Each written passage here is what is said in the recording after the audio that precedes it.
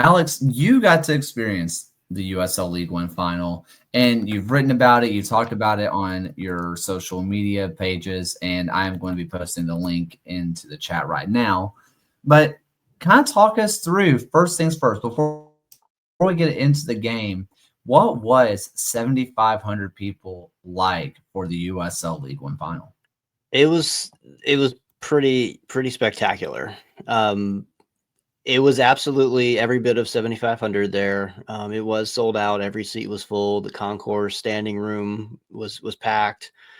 Yeah, like it was pretty mind blowing. They pulled it off. Like there was nothing. No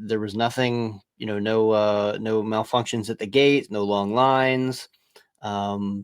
Besides a few of the beer lines, which is expected. Yeah, they did an outstanding job pulling that off at that stadium. But yeah, like walking around Knoxville on Sunday afternoon when we arrived, like first you see a lot of volunteer hats, and then you start seeing the One Knox, like just all of a sudden around 1:30. We went to a bar nearby the stadium, and it just started filling up with One Knox fans.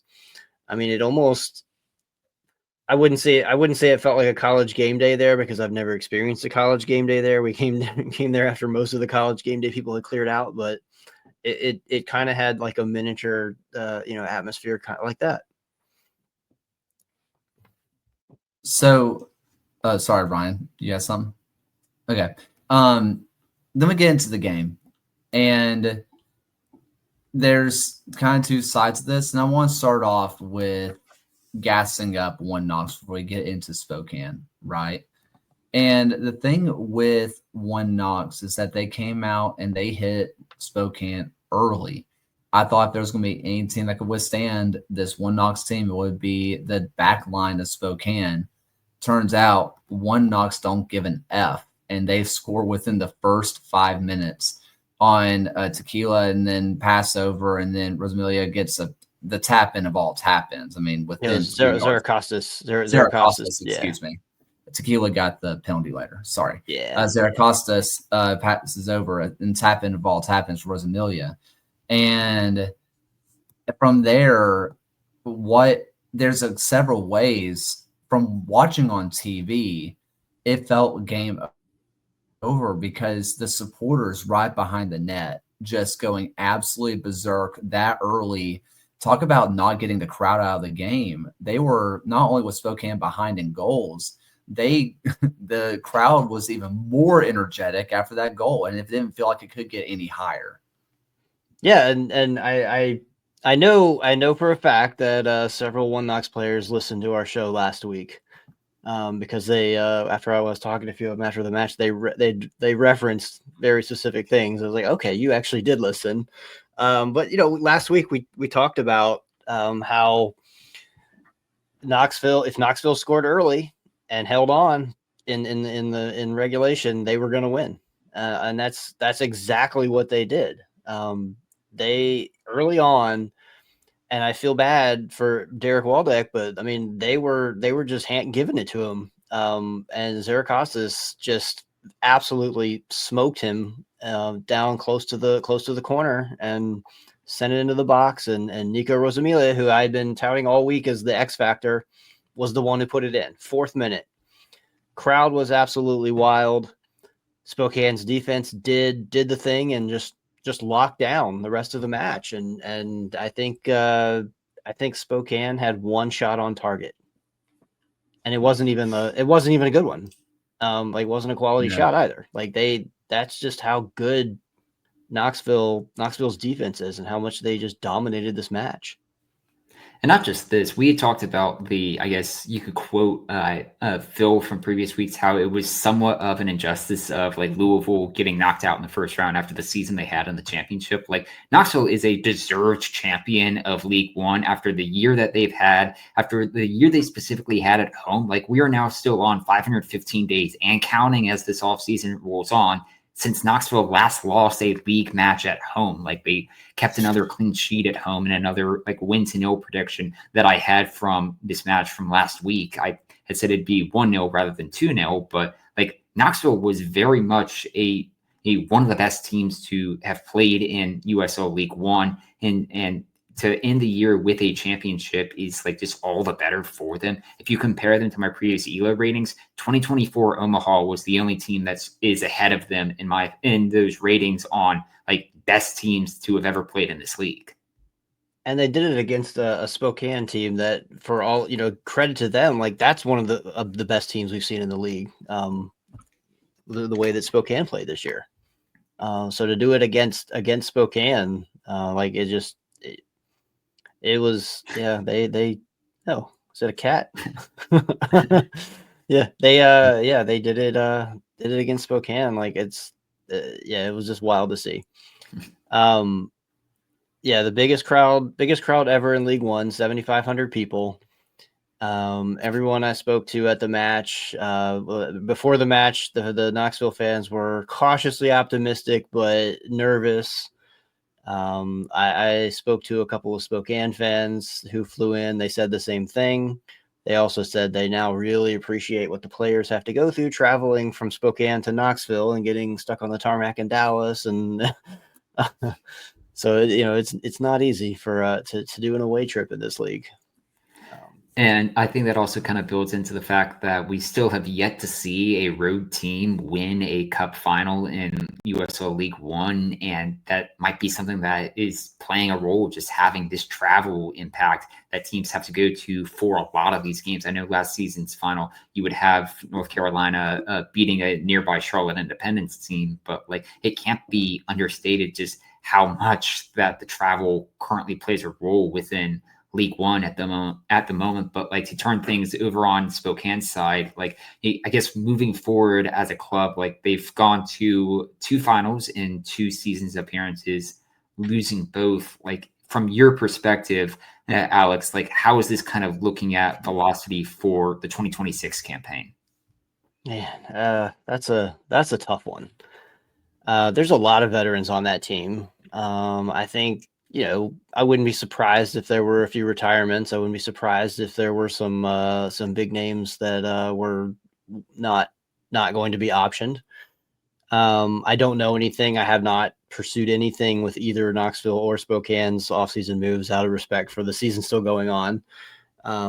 But yeah, I mean, they've got, they're going to have some big decisions to make in the offseason. Like, do you run it back with this, this veteran heavy squad? Or do you scale back a little bit and try to do it with a little bit younger? I don't know. Like it's going to be an interesting few weeks to when we find out what their plans are there.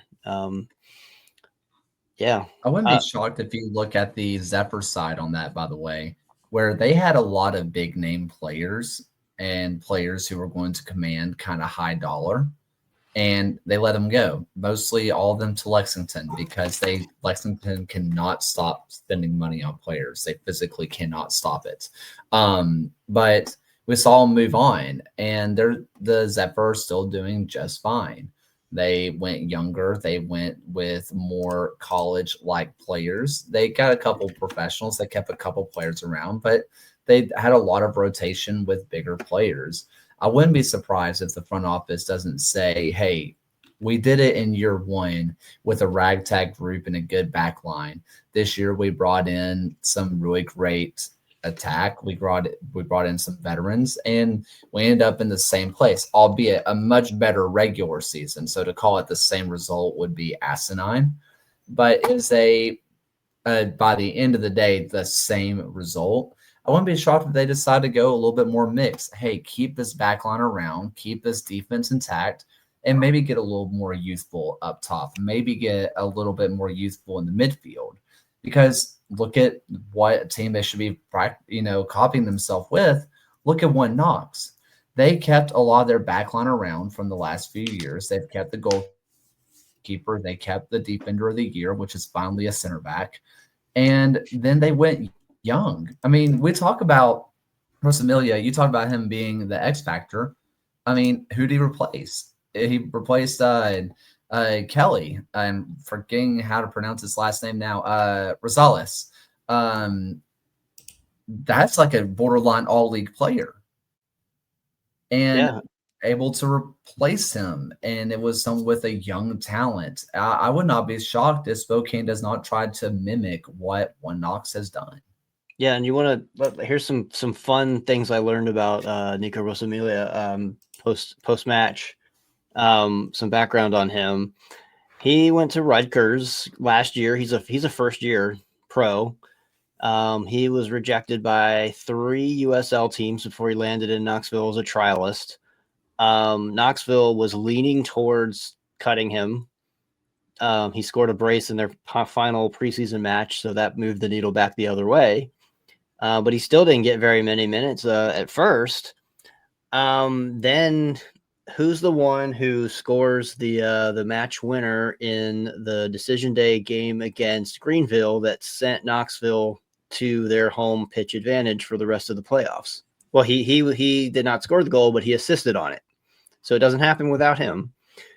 And then who scores the winning goal in the championship match? Nico Rosamilia. Like, it's just crazy how like a little decision like that can have so much impact down the road. And a lot of his minutes might not even happen had Mark Doyle not gotten hurt in the middle of the season. Exactly. And that's another player that did not even start for One Knox. Barely got any minutes in this match, if I remember right. I mean, if I remember right, he came in, 15 minutes to go? Yep, like 76 minutes, I think.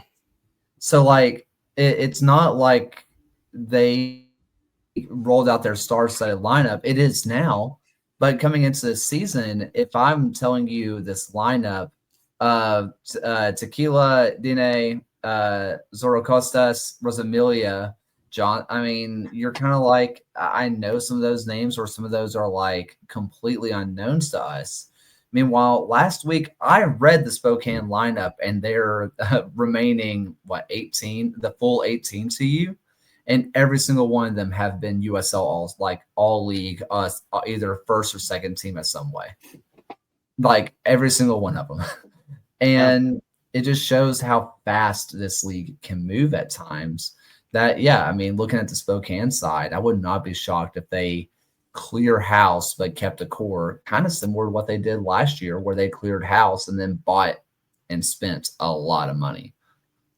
And they'll be trying to become the second team in league history to have made 3 consecutive finals. I think Greenville did that to open up the league campaign. Of course, one of those finals did not occur, but there is at least a precedent that a Spokane team can make a return to the league final.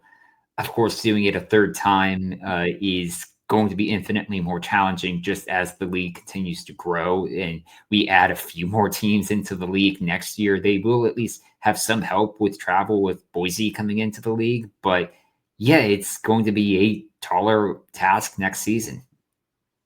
Yeah, it's hard to tell where all of the teams are going, but I'm sensing that a lot of the teams are trending younger and more like fresh out of university and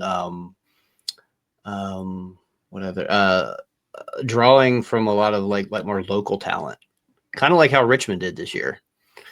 And I do think that there are going to be more teams that are going to be doing that moving forward in an effort to become sustainable. I mean, you mentioned like Westchester bringing in like someone who was just in college, did the local youth. I mean, your own Richmond, like you mentioned, they went young, 3 years ago? That's when they decided that was when they were going to really commit to the youth movement. It's not especially as you see USL championship teams are beginning to poach more and more young talent. USL League One teams would be frankly dumb to not try to capitalize on just a little bit more money that can be brought in. Someone says, oh, you paid $10,000 for this player. That's nothing. For USL teams, that's everything. That is 3 players for a 1 month salary. That can pay for 3 players for 1 month, which is the difference between a player getting paid and not. right? Yeah. So it's huge. So we'll see what happens in the next few weeks. It doesn't always work, as Richmond has found out, but sometimes it does, as Chattanooga proved. Well, I want to kind of keep going on this because we do have a little bit of a championship preview, but this whole week you're about to get so much championship preview, especially when we go out to Tulsa ourselves.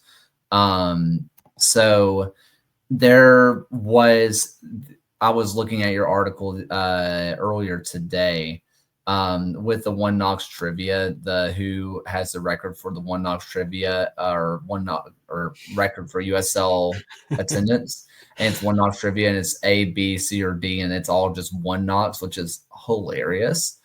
But there was a little bit of Spokane feeling a little hard done by. A possibly missed penalty decision. The penalty for Tequila, or that Tequila ended up converting, was a little sketchy. You mentioned you can definitely argue that it was not a pen, but by that point it was a foul for sure. It was a foul, yes. But it was about a yard and a half out of the box, and Stu Ritchie played it off very well to dive, to fall, or maybe not dive, but to fall into the box. And then just the angle of the ref, I guess, just didn't catch it, and we don't have VAR, so we can sit there and watch it on TV and on the replay all we want, but if we don't have VAR at the pitch, then it is what it is, unfortunately.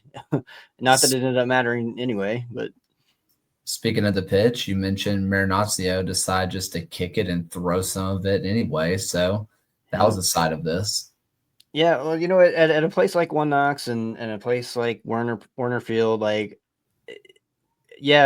sucks for the opposition, but then the home goalkeeper has to go play on that spot the other half. So I guess it kind of evens out, but.